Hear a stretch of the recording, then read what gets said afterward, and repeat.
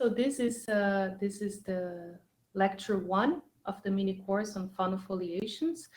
I would like to thank the organizers for the invitation to give this remote mini course. So let me remind you that in lecture 0, Stefan proved an algebraicity criterion for smooth formal schemes and gave some applications to foliations. And in this lecture 1, we are going to define Fano foliations, give some examples, and prove a fundamental property of Fano foliation, which will be consequence of the criterion that Stefan proved in lecture 0. So let's start with some definitions. So from the minimal model program, we know that for smooth algebraic varieties over the complex numbers, there are 3 fundamental classes from which one can build up projective varieties. So namely those with ample canonical class, those with canonical class numerically 0, and those with canonical class negative, meaning the anti-canonical is ample. So these are known as Fano varieties, and among the many problems in the study of Fano varieties, the ones that are going to concern us when we talk about Fano foliations are problems related to proving and describing special geometric properties of Fano varieties and classification results. So, for instance, a special geometric property of, say, Fano manifolds are that they are rationally connected. So any 2 points can be connected by a rational curve. So we are going to see that this has an analog for Fano foliations. And also classification results. So for instance, that we have classification of Fano manifolds with large index, and this is going to be reviewed in lecture 3 when we discuss classification of also of Fano foliations. Okay, so now for a foliation, we want to define the notion of being Fano. So for that, let me just fix some notation. So X is going to be a normal complex projective variety. And Fano foliation, a foliation on F is a coherent subsheaf of the tangent sheaf. We usually require that it's not the whole tangent subsheaf, tangent sheaf. So we require that it is saturated. So that means that the quotient of the tangent bundle of X, of the tangent sheaf of X by F is torsion-free, and integrable, meaning that it's closed under the Lie bracket.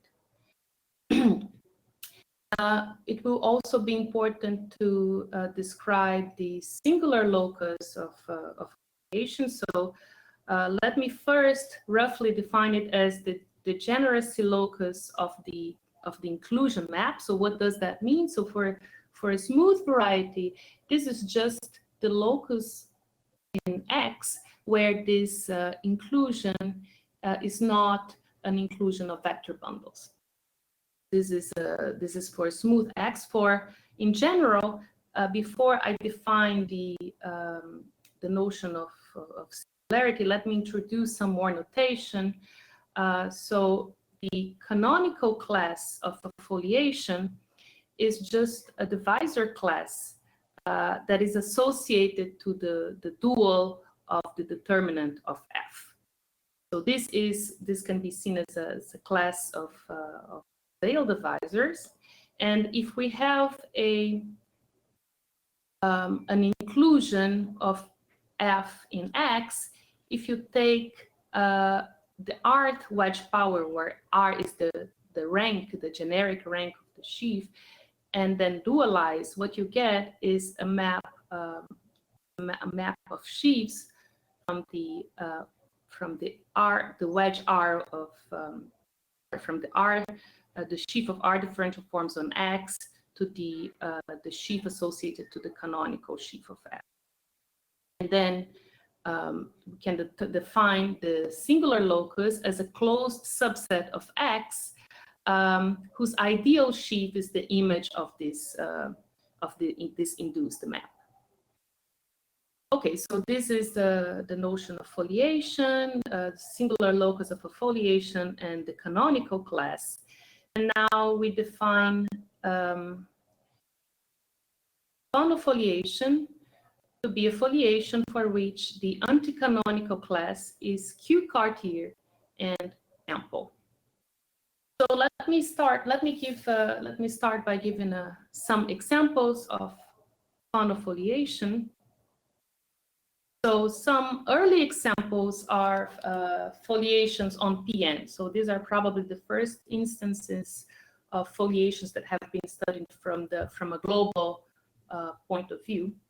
And for classically, there is an invariant attached to a foliation on PN, which can be defined as follows. So we start with a foliation of rank R on PN. And the invariant that we are going to consider is the degree of the foliation. So the degree is defined as follows. We take a generic linear subspace of Pn of complementary dimension. So the dimension is n minus r. And what we do is we look at the locus of the points in L which are not transverse to the foliation. So I call this, or this has codimension 1 locus, which I will call the tangency hypersurface.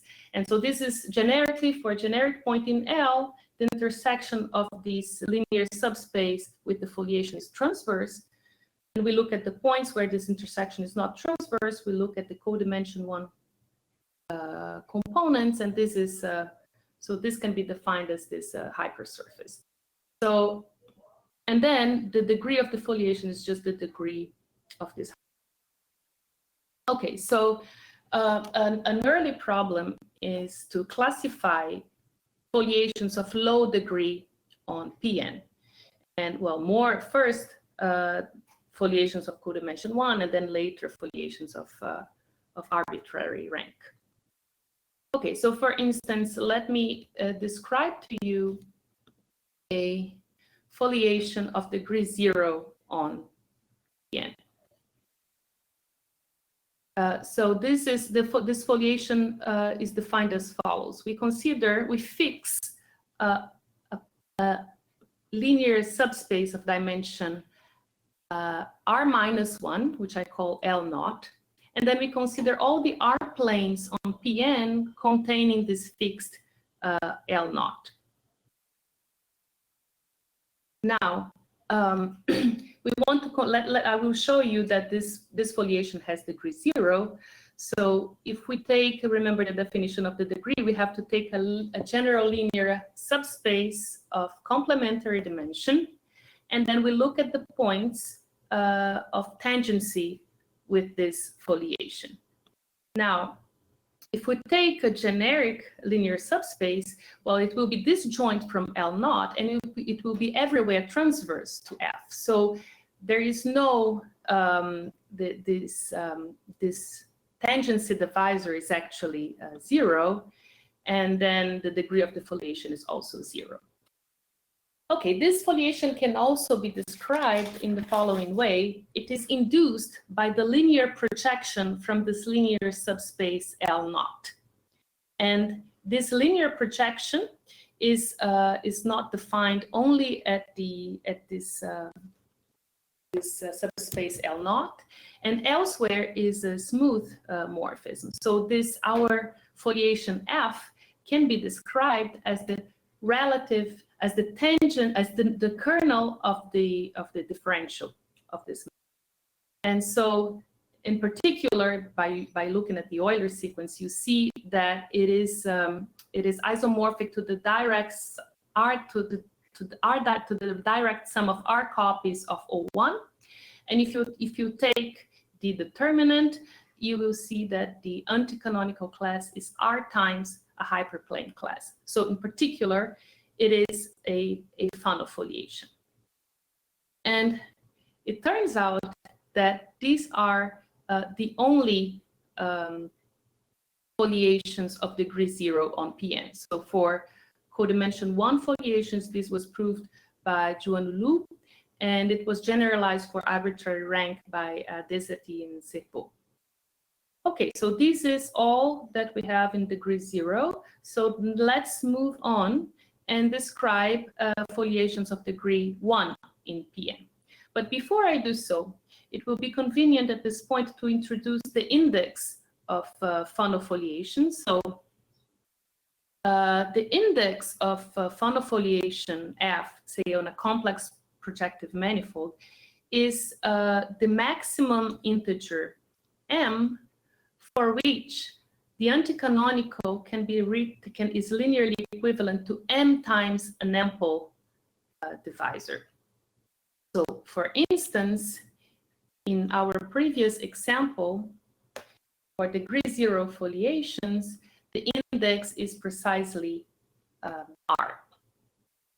And now what we want to do is, in general, we would like to relate the index with the degree, which is this classical invariant for foliations on PN.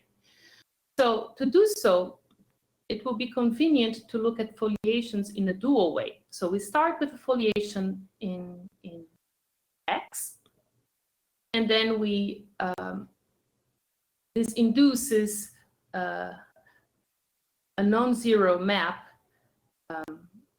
by taking determinants, and then we can use this this classical isomorphisms of vector bundles here. So here I'm working, for simplicity, I'm working over a complex projective manifold, so everything's smooth. So we have this natural isomorphism between the dual of this vector bundle to this vector bundle. And so that means that our foliation corresponds to a non-zero section of this space of twisted differential forms. Now, notice that the fact that F is saturated in Tx tells us that the singular locus of the foliation has to have codimension at least 2 in X. So this differential form, this twisted differential form, also can only vanish in codimension at least 2. And in fact, it completely recovers the foliation F. Okay, so now what we want to do is to compute, if we start with a foliation of index I, say in Pn, we want to compute the degree of the foliation. If the index is I, we'll see how to relate to the degree. So in Pn, if we substitute this formula in the box for Pn, we get that a foliation of rank R and index I is given by a non-zero form, differential form here. Okay, so let me repeat this in the next slide. And now we are going to, so this is the formula we had in the previous slide. And now we are going to apply this to compute the degree. So if, as in the definition of the degree, if we take a general linear subspace L, we want to see, to compute the locus of points in L where L is not transverse to the foliation. So this is precisely the zero locus of the restriction of omega to L. Now, if we restrict omega to L, we get an element here. So let me just, so here this has dimension n minus r. So here we have n minus r differential form. So what we get in the end is precisely a section here. And this, the zero locus will have degree precisely r minus I. So this tells us that the degree and the index are related by this way. So the degree will be r minus I, or equivalently, I is going to be the rank minus the degree. Okay, so we have this general formula relating the index and the degree of a foliation of rank R in Pn. And remember that the degree has to be at least 0. This is a non-negative integer. So that tells us that for foliation on Pn, the index is always less or equal than R. But as it turns out, this is a more general result. So I think it's a time to state a more general theorem that I proved with Stefan Druel and Chandra Kovac in 2008. So if you have a Fano foliation of rank R on complex projective manifold, any complex projective manifold, then the index of the foliation is less or equal than R. So here, notice that I am assuming that F is a proper foliation on X. It's not the whole tangent space. And moreover, the equality holds. If the equality holds, then X is isomorphic to Pn, and so we are exactly in the case of the degree 0 foliations. So this theorem is going to be the topic of lecture 3. So we are going to prove this using the tools that that we are going to introduce in lecture 0, 1, and 2. So now with that, let's try and give more examples of Fano foliations on Pn.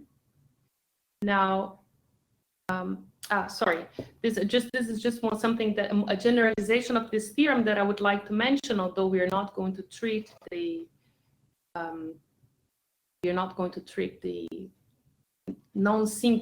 singular case, but this theorem has been generalized first by me and Stefan, and then by Andreas Röhring for any for a more general setting for any normal complex projective variety. So the index of a Fano foliation is always less or equal than R, and it is equal to, if it is equal to R, then X is a generalized cone.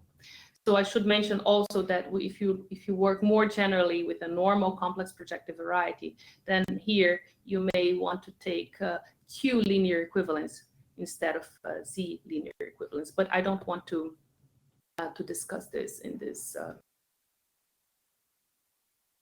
Okay, so now we go back to foliations on Pn, and I would like to give now some examples of foliations of degree 1.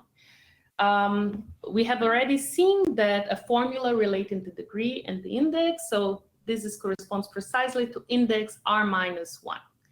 So how can I construct foliations of index R minus 1 in Pn? So let me describe a general construction. So suppose you have a dominant rational map with connected fibers. Then this induces, and if you look at the differential, this will and take the kernel and saturate, then you get a foliation on X. Now let's assume, moreover, so this is an extra assumption, let's assume, moreover, that this map restricts to an equidimensional morphism in a big open subset, meaning an open subset whose complement has codimension at least 2. So in this case, as I said, the foliation F is the saturation of the kernel of the differential, and then we can, and with these assumptions, we can easily compute the canonical class of the foliation. So this is going to be, well, generically, it would be the F would be the relative tangent, but we have to take into account that the relative tangent may not be saturated because of the ramification divisor of phi. So we have to subtract here the ramification divisor to actually get the canonical class of F. So we get this general formula. So the canonical class of the foliation induced by such a map is the relative canonical minus the ramification divisor. And then if we now apply this to Pn, we can easily construct something of index r-1. We can take, for instance, a rational map from Pn to this weighted projective space defined by n-r general linear forms and a quadratic form. And then if you apply this formula in this case, you see that that the anti-canonical class is r-1 times a hyperplane section. So this is exactly an example of a foliation of index r-1. Okay, so now let me give you a second example. So let me generalize a little bit this last construction. So as before, we start with a dominant rational map with connected fibers. We assume that on a big open subset, it restricts to an equidimensional morphism. And then we take a foliation on Y. And we define the pullback of this foliation G as the saturation of the inverse image of G under the differential.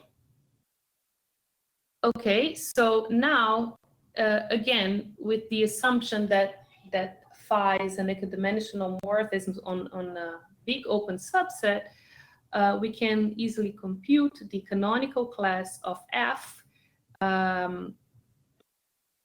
in terms of the canonical class of G and the relative canonical. So here the canonical class of F will be the relative canonical plus the pullback of the canonical class of G. And again, here we have to remove not the whole ramification divisor, but the part of the ramification divisor that over prime divisors that are invariant with respect to G. So this is what this means. We only consider the prime divisors on Y that are invariant with respect to G. Then just the ramification divisor that is ported over these primes.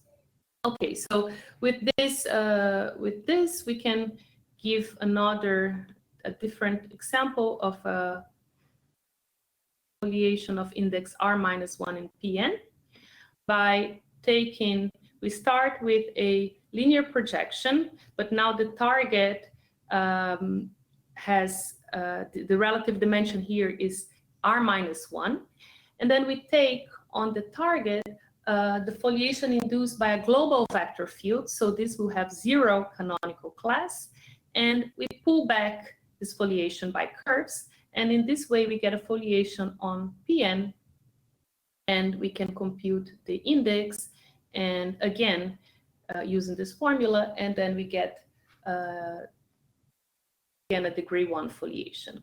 And it turns out that just an observation here, that if we take the vector field to be general, then the leaves of this the induced foliation C and then the leaves of F are going to be transcendental. So the leaves of F are just the inverse image of a generic leaf of F is going to be the inverse image closure, at least the closure of a leaf of C. Sorry, if it is if we take it general, then it's going to be transcendental. Okay, so so this is the classification of foliations of degree 1 on Pn. So there are I gave you two examples, and it turns out that these are the only foliations of degree 1 on Pn. So for codimension 1, this was proved by Zhuanulu, and then for arbitrary rank, this was generalized later by Loret, Pereira, and Touzé. And you may ask about, well, can we go on? And let me just mention that for codimension 1, degree 2 foliations are already classified, and there are 6 types that have been studied by Cerveau and Liz Neto, but this is just a codimension 1. So that means rank n-1 and index r-2. Okay, so some more examples of Fano Foliations now on hypersurface. So again, let me describe general construction. So the restriction, one easy way to construct a foliation on a hypersurface is to restrict foliations from the ambient space. So in general, if you start with a codimension Q foliation on a smooth projective variety, and you take a smooth subvariety, which is generically transverse to F, then the F will induce a restricted foliation, which will have, again, codimension Q. And we want now to compare the canonical class of F and the restriction. So to do so, it's better to look at the foliation given by forms, as I explained before. So the foliation F is induced by a Q form, a twisted Q form here. And same thing for the foliation, the restricted foliation. But notice that in general, this form is not this form on Y is not just the restriction of omega to Y, because the restriction of omega to Y may vanish on a codimension 1 subset. And so we need to saturate in order to get a foliation. And that means that what we get, in fact, is that this restriction here is the restriction of the anticanonical of X plus the canonical of F is going to be the anticanonical of Y plus the canonical of the foliation plus some effective divisor here that comes from the fact that the foliation omega may vanish on a codimension 1 subset of Y. And so in general, if we apply this now, if we compute compute the canonical class of Y, let me just rewrite it this way. So we see here that we get the first Schoen class of the normal bundle that appears here, and then plus the canonical of F restricted to Y minus some effective divisor. And now if we apply this to Pn, hypersurfaces in Pn, then what we get is, so Y now is a hypersurface of degree at least 2 in Pn. So we start with a foliation of index I, which is always less or equal than R. And then we compute the anticanonical class of this restriction, and then from the formula above we have this inequality. But it turns out that if we take the largest possible index, then actually we get an equality here. And this is because I minus D is the largest possible index of a Fano foliation on a hypersurface of degree D.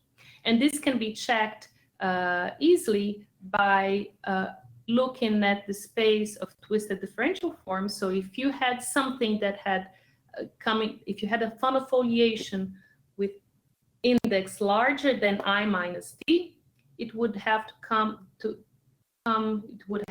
correspond to a differential form here, but this is known to vanish. Like this cohomology groups for hypersurfaces or even complete intersections in projective spaces and even weighted projective spaces are well understood, and this is 0. So this is actually the highest possible index in this case. Okay, so now I want to come to the main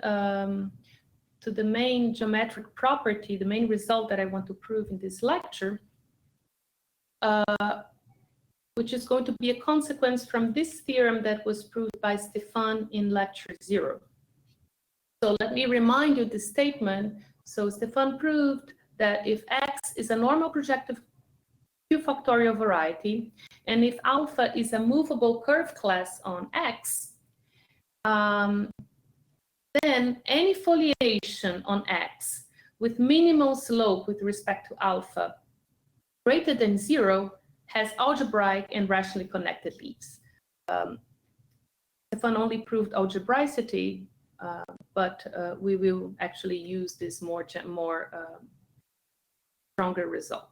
So let me remind you that remind you some of the notations that appear here. So first of all, the slope is just the determinant of the torsion-free sheaf dot alpha, and then divided by the rank, and the minimum slope of G is just the infimum of all the slopes of non-zero torsion-free quotients of G. Okay, so this was the theorem that Stefan proved, and now we will see that as a corollary, we get that if you have a Fano foliation on a normal projective Q factorial variety, then it contains a subfoliation G with algebraic and rationally connected leaves. So let's see how we prove this corollary from the theorem above. Okay, so proof of the corollary. So let's start with a normal projective Q factorial variety, a movable curve class. And if you take any torsion-free sheaf on X, you can associate to it the Harder-Narasimhan filtration. So this is a filtration by torsion-free sheaves with the property that the quotients of the consecutive factors are, the quotients are semi-stable and the slopes are decreasing. Well, from this we can actually check using the properties of the slope and that the slopes of these sheaves here from F1 to F are also decreasing. So actually, let me we are going to apply this Harder-Narasimhan filtration in the case that we have a foliation. But let me also mention that the minimum slope in these cases for these members of the Harder-Narasimhan filtration, the minimum slopes in these cases are just the slopes of the corresponding quotients. And when we apply this to foliation, one thing that is going to be very relevant is that if you start with the foliation and then you look at the Harder-Narasimhan filtration and you look at the term of the Harder-Narasimhan filtration for which the corresponding quotient has non-negative slope, then this is also a foliation. And now, if you start with a Fano foliation, this means that the slope of F is positive. And if the slope is positive, in particular, if you look at the first piece of the Harder-Narasimhan filtration, the F1, which is equal to Q1, it will have a positive slope. And then we apply, let me just now, I'm rewriting the theorem, but I'm just instead of using G, I will just use this F1 here. So we have this F1, which is this, what we call maximal destabilizing subsheaf of F. It has, this slope is positive, so this is what we saw here, and so it has algebraic and rationally connected leaves. So this is the proof of the corollary. And just to make it short, what you have to do, if you have to just take the Harder-Narasimhan filtration and say take the maximal destabilizing subsheaf. But let me just mention that sometimes it's useful to take other sheaves. So we can actually, the proof actually works not only if I take the F1, but if I take any of the terms for which the slope of the quotient is still positive.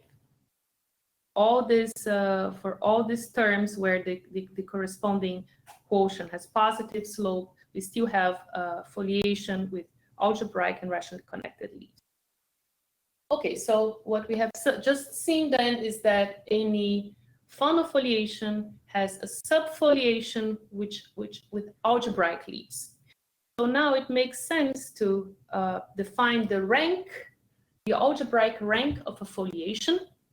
So we have a foliation on X, and what we want to do is we want to take the maximum subfoliation with algebraic leaves. And so there exists such foliation. It comes from a dominant rational map with connected fibers.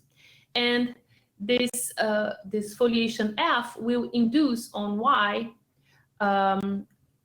a foliation, a purely transcendental foliation, and by that I mean the foliation with the property that for a general point on Y, there is no algebraic subvariety of Y that is tangent to G. So this is a purely transcendental foliation.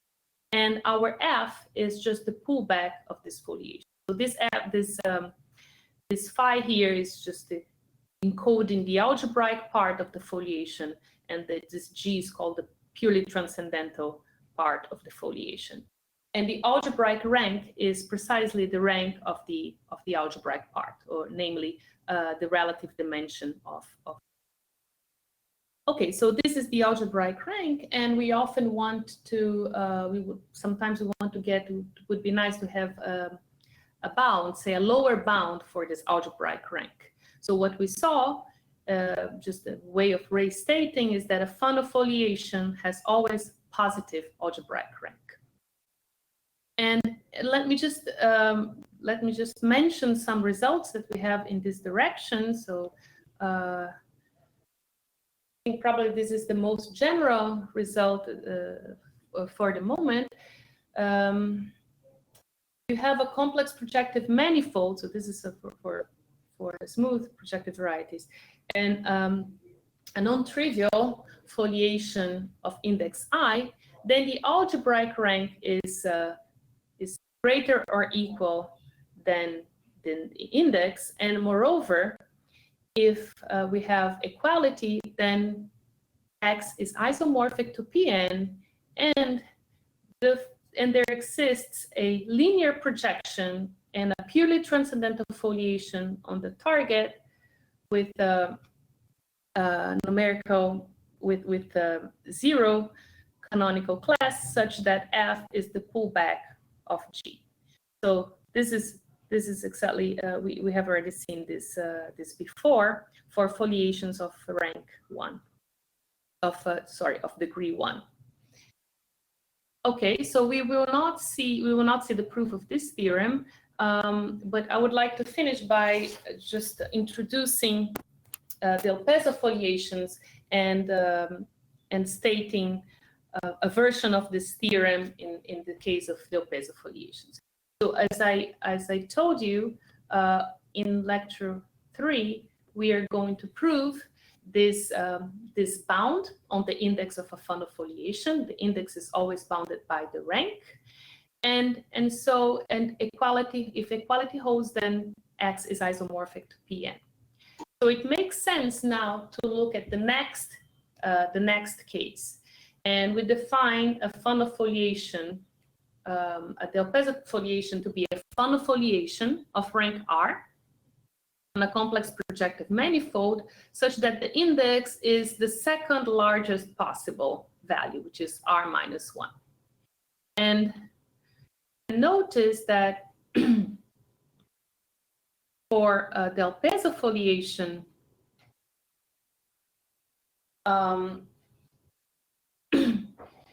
if we apply, so this was the theorem that I had a few slides before. Remember that the algebraic rank was always greater or equal than the index, but if equality holds, then we are in Pn. So that means that for the Del Pezzo foliations, when the index is R minus 1, we have the following corollary. A Del Pezzo foliation on a complex projective manifold that is not Pn is always algebraically integrable. So it comes from a rational map with connected fibers. So we actually proved this before, but now it becomes a special case of this more general result. And so we will be studying, I will be saying something about the PEZZO foliations in lecture 3, but let me just mention that that one of the problems that we have been studying and that I will discuss in lecture 3 is the classification of the PEZZO foliations. So this is all that I wanted to say for today. And let me tell you that in the next lecture of the mini course, in lecture 2, Stefan will develop some techniques that can be applied to study algebraically integrable foliations. And these are going to be crucial to our study of foliations of high index. So thank you very much.